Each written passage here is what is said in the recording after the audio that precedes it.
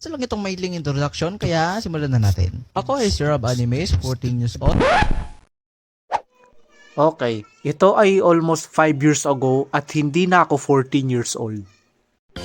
Hi, ako nga pala si Rob Animates, 19 years old and currently first year college na ako, taking BS in Computer Engineering. Hindi ko alam bakit nag-engineering ako. Sa kabutiang palad, nakapapasa pa naman.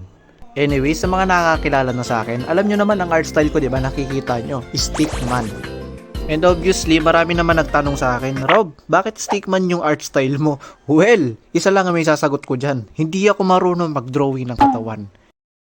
Sinubukan ko naman talaga siya, kaso wala talaga. Huwag yun akong tanungin, ayokong sagutin yan. Wala. Actually, kaya ko to in-upload dahil gusto kong mag-animation ulit at gusto kong mag-upload ulit ng mga content. At sana ito na yung magiging spark ngayon para makapagsimula at magtuloy-tuloy na sa paggawa ng content.